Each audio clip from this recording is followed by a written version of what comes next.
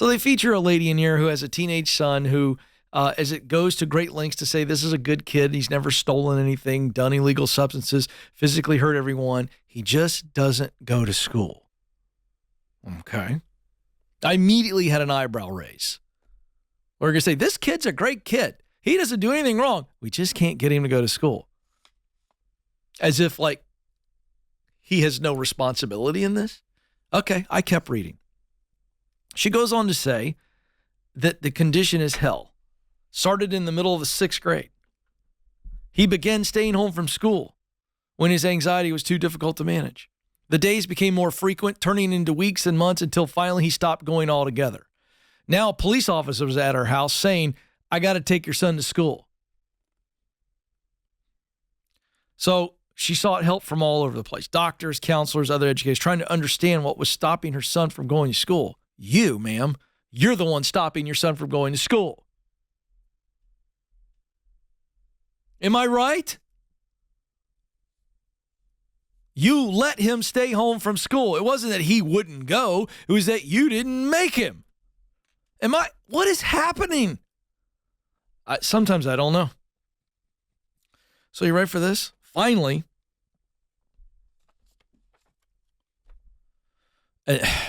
and this is the kind of crap that we got to call out. Finally, she gets to a psychiatrist, and the psychiatrist said this is a condition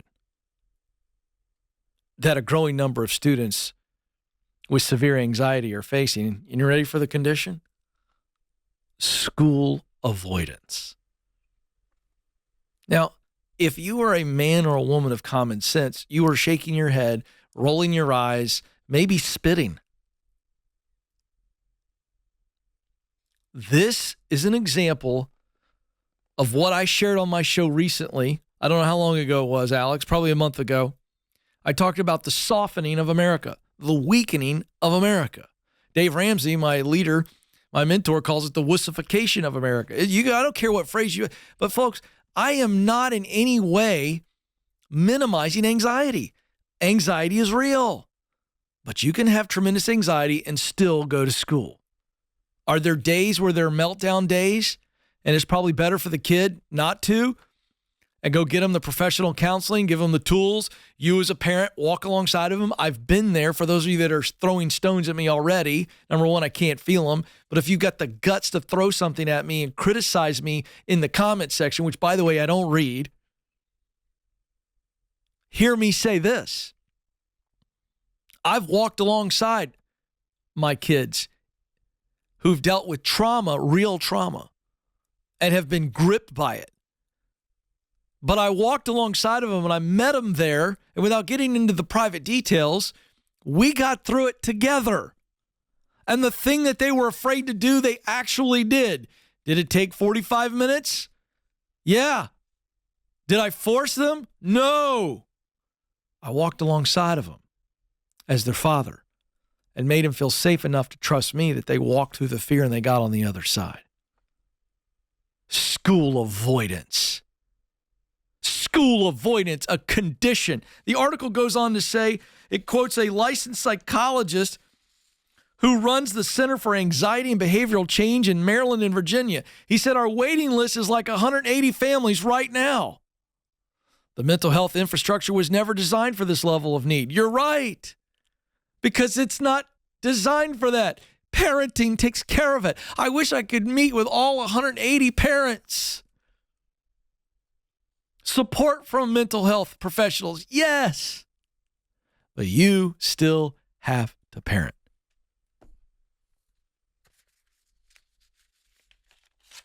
School avoidance.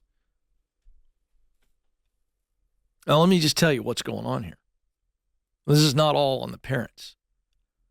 We have a school system that is so scared of their own shadow because of politicians and bureaucrats that will penalize these principals and teachers for actually holding kids accountable, instructing them, challenging them, coaching them, guiding them, all things that each one of us with some common sense would say, this is good for every human being to have that in our lives.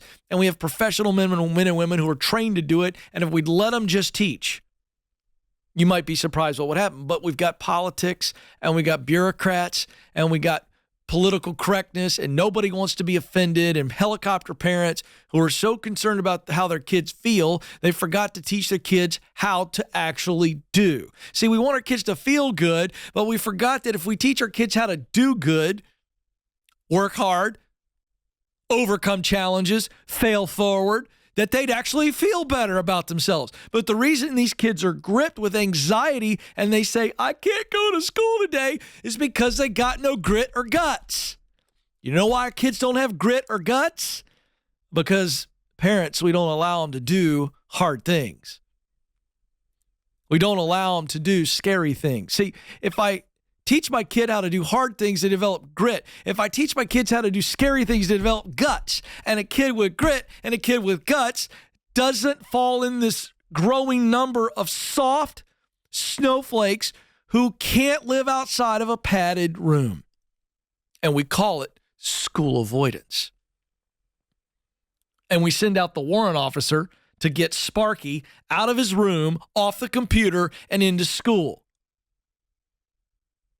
So psychiatrists, if parents are coming to you for school avoidance, why don't you just say, we don't take appointments for school avoidance.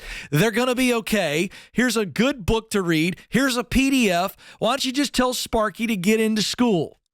Well, see, we don't do that anymore. Because now we live in a world where, now I'm really fired up, where basically you can walk into any public place with an animal and go, it's my emotional support animal.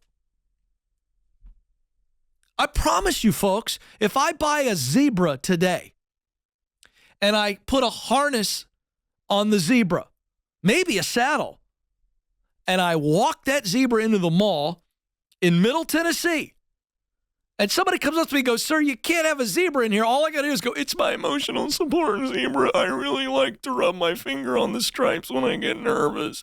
Someone's going to go, oh, well, I got to back off of this guy, because if he calls the mall and tells them that he couldn't bring his emotional support zebra in, then maybe the news talks about it, and all of a sudden we've got this big uproar and this big giant thing. Now we got to let everybody bring their monkey, their zebra, their parrot, their dog. Listen, I'm just going to tell you something, folks. I'm all for mental health professionals. I go see a counselor. It's huge. It's great. But those are for the tools that I need to be able to process and think through things. But at some point, I got to stinking put a helmet on and get out in there in the real world. Come on, parents. School avoidance. You know what it is? It's straight up fake fear because they don't want to go to school because school sucks. There it is. I just diagnosed the whole thing.